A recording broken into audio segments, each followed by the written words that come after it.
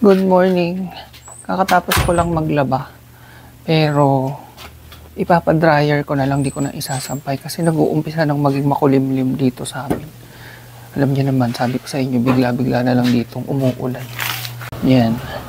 2 bag ng IKEA. So para pag uwi natin tuyo na siya. Ayan o. Tingnan nyo, ang ulap-ulap na. Kanina napaka-araw. Hahanap pa ako ng pwedeng dry lang. Yung iba kasi wash and dry and fold. Ang corny nung isa kong napuntahan, kailangan wash and dry. Pwedeng self-service pero wash and dry. Sabi ko, nilaban ko na sa bahay para makatipid sana. So dry lang. Hindi raw sila nagda-dry. So itong isang pupuntahan ko, sana nagda-dry pero hindi siya self-service. So babalikan. Yun yung ayoko Kasi lalabas na naman ako mamaya. So, ang ending, iniiwan nga. Balikan ko daw mamayang hapon. May work ako. Kaya sabi ko, bukas na lang ng umaga. Ayun. Tapos, since nakalabas naman na ako, punta na lang din muna ako sa, siguro. Hindi ko alam kung sa SM. Or, hindi ko alam. So, sa SM nga ako napadpad. Ang traffic, umabot ng almost 1 hour yung biyahe, dapat 30 minutes lang So, nag-crave ako ng bonchon. Baka bonchon na lang. So, yan, nag-bonchon ng halang lolo niya dito sa SM. Pero for take-out lang. So, yung in-order ko ay crispy seafood mix tsaka cafe Koreano. So, tin-take-out ko na nga lang kasi di ba kailangan ko mag-login ng 1. Na-traffic ako, 12 na. So, sakto baka pagdating ko sa bahay, 1. Doon na tayo kumain habang nag-work. Ayan siya. Sarap. Cafe Koreano.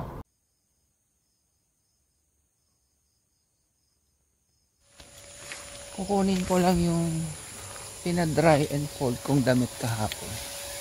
Sobrang good decision kasi umulan na. Ngayon nga makulimlim na naman So, ito na yung pinadry and fold ko kahapon. Napakarami nito. Tingnan nyo. Siguro 10 kilo tong isang bag. Tapos another 10. 20 kilos. Lang? 200 pesos lang. Dry and fold na. Pwede na, di ba? Saya. Iniisip ko nga, instead na bumili kami ng dryer, ganyan na lang. So, imagine, na 2 weeks worth of labahan yan So, kung 1 month, 400 ako. 400 si Mahal. Si Gerald na lang yung maglalaba. Tsaka magsasampay kami kahit ganyan na lang. So, 800 per month. Magkano ang dryer? Nasa 50,000. Tapos, pag nasira pa yun. So, ito, 800. Sa 10 months, 8,000. Palagi mo ng 10K a year. Kung 50,000 ang dryer, 5 taon bago namin ma-ROI yun. Sa 5 taong yun, hindi ba yun masisira?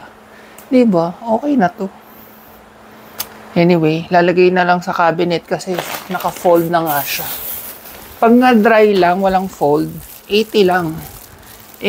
Diyos ko, magpo-fold ba naman ako? Bubuksan ko na yung rack, plastic rack para sa banyo. So, after 10 years, natanggal ko rin siya dun sa karton. Ito siya, kulay puti. Yan, para medyo aesthetic pa rin. Sorry. So, assemblein ko na. Mabilis lang to, plastic lang Mas mahirap yung mga IKEA assemble. Ayan yung itsura niya pag na-assemble. White and brown siya. Brown yung gilid. Yan.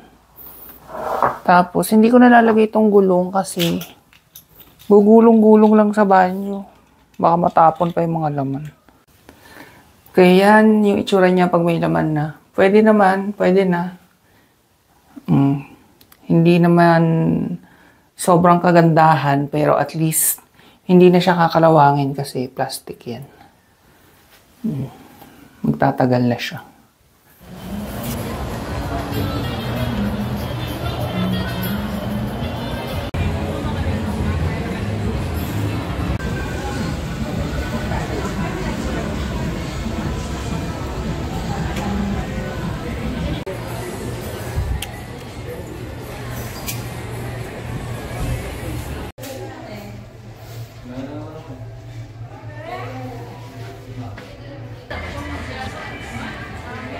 Init. Nandito na ako sa bahay. Na-walking na rin namin yung mga babies. Pagdating ko kasi sakto, walking time na nila. Tapos medyo masama yung pakiramdam ko. So nagtimpla ako ng... Sakto dumating yung apple cider vinegar ko. Tapos hot water. Silagyan kong kalamansi. Sakit na lalamunan ko eh. Nung nasa SM nga kanina, bumili akong Strepsils. Ito yung mga napamili ko. Yan. Kasi, reward ko naman sa sarili ko dahil sumahod na ako uli. Actually, weekly naman yung sahod sa Upwork. Kaya lang, yun. Since, wait lang, lagay ko kayo dito. Ayun, sabi ko nga, weekly naman yung sahod sa Upwork. Pero since, hindi ko siya wini-withdraw weekly. Actually, every end of the month ko siya wini-withdraw. So, pero, kinonsider ko pa rin sahod ko today kasi pinasahod ko si Gerald. Kaya, inisip ko na lang, ay, sahod ko rin today. So, ayan, treat ko sa sarili ko, nag-Uniqlo. So, ito yung binili kong Strepsils kanina kasi ang sakit nga nung lalamunan ko. May baon akong Balda Pastilles, kaso, hindi siya gumana sa sore throat. More on sa asthma ko yan gumagana, ang weird. Bakit kaya siya gumagana sa asthma ko? Kasi itong inhaler, baon ko to. Adi kami dito. Gustong-gusto namin tong Hong Thai. Galing Thailand. Pero sa Lazada ko lang binili. At yung sinukat ko kanina sa Uniqlo na pants, binili ko siya kasi naka-sale. Sabi ko naman sa inyo, basta may sale, sinasamantala namin. Ayan.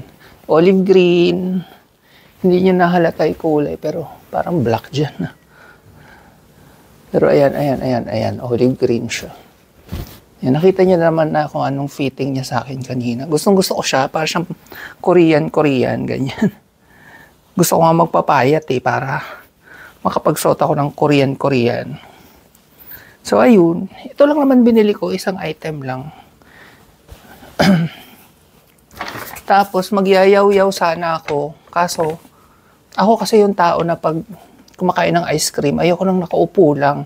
Gusto ko habang nasa sasakyan. Ganon din pag umiinom ng coffee or drinks, gusto ko nasa sasakyan. For some reason, ang weird. Bakit ganon ako?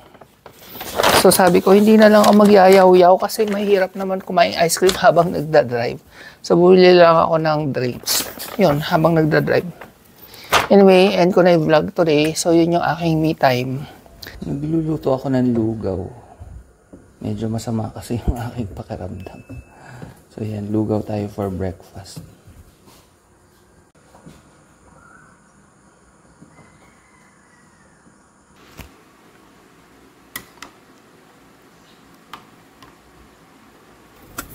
Good morning. Madilim pa. It's already 6:02. Papunta ako ngayon kay mama. Tapos, doon na rin kami magkikita ni Mahal kasi today yung uwi niya. So sabi ko, sabay na kami umuwi. Ayan. So medyo matagal-tagal din kaming hindi ako pumunta sa Kainta kasi si Mahal nung hindi ko ata na balita sa inyo, yung isa sa dogs namin doon, si Shamsi, pumanaw last month. Nandun siya sakto sa work niya sa Manila. Dumalaw siya. Ako layo ko. So, mas recently siya nakapunta. Ako ngayon lang talaga. Parang last year pa yung last punta ko doon. Nung nasa Candelaria pa kami nung huli akong pumunta doon. So, ayan. Tara na. Para hindi ma-traffic. Stop over muna ako dito sa SLEX. Bumili akong McDo for breakfast. Dito ko na lang sa sasakyan kakainin. Cheesy egg desal with hash brown. Pinapalaman ko yung hash brown.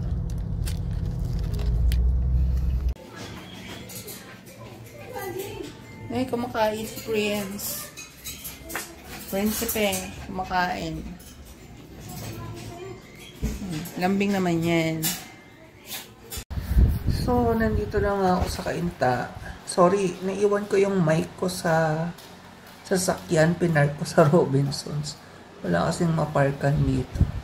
So, sabi ko, kain kami sa labas. Bala ko talaga, igigess siya sa kukwentuhan. Kaso, napakalimutan ko. Nakalimutan ko yung mga ingredients sa bahay. Sobrang excitement. Basta na lang lumayas. Next time na lang, isip ko mag-barbecue kami. Tapos ayun, nakain na lang kami sa labas. And hintayin lang namin si Mahal. Papunta na rin yun. So higa-higa muna ako. Tang-aga akong nagising. Mga 4:30 a.m. So, yung tulog ko ano na naman. Ganun. Anyway, yung mga doggy sa kabila excited nung nakita ko. Sampahan sa akin. Eh, tuwan-tuwa naman yan. Aray! Aray! Uy, mahulog kayo, huy! Mahulog. Busy. Busy, mama. Busy. Nag-vlog ako. Papunta na kami ng Ongpin. Kuha siya ng cheat. Mura lang bilib siya. Ayan, nasa Ongpin na kami. Hanap na lang ng kainan.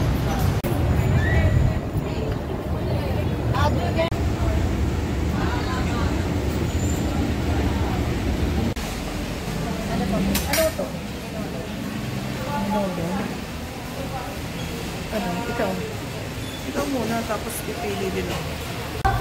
Ang aming mga food. Bicol Express.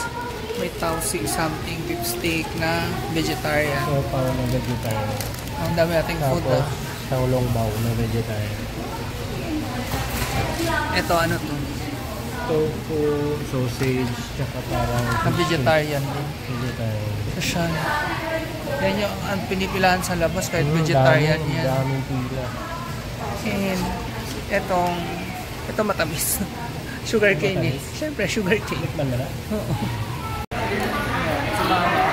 Mga vegetarian din ang kakainin. Masarap. Lalo na hihila ako sa dito. Bicol Express. Parang chip.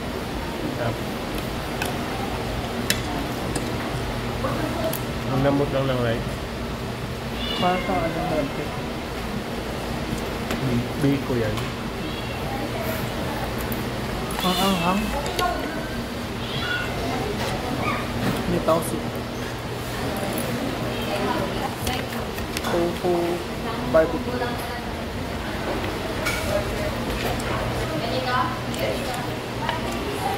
Alive ko ba?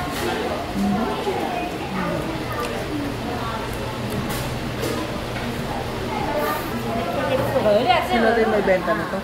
Oo, Manila Beach.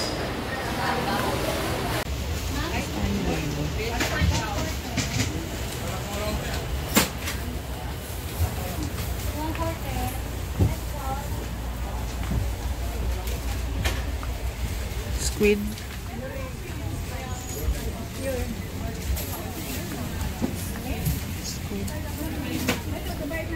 Ito oh.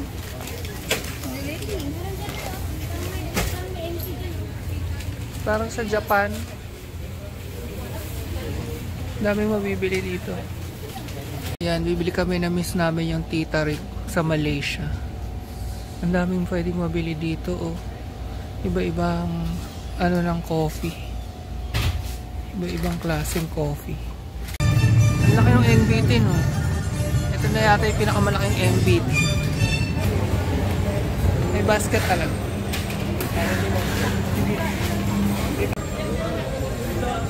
May ibang klaseng hopya.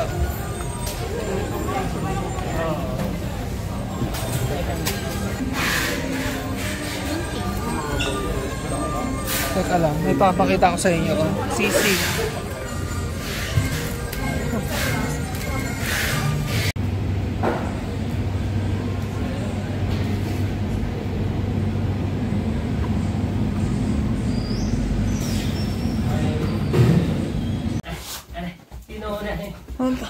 Bibigyan ano nangyari sa'yo?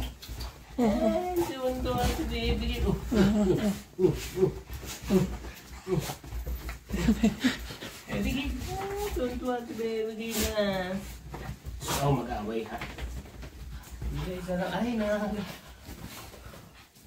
Ay, nagkikiss.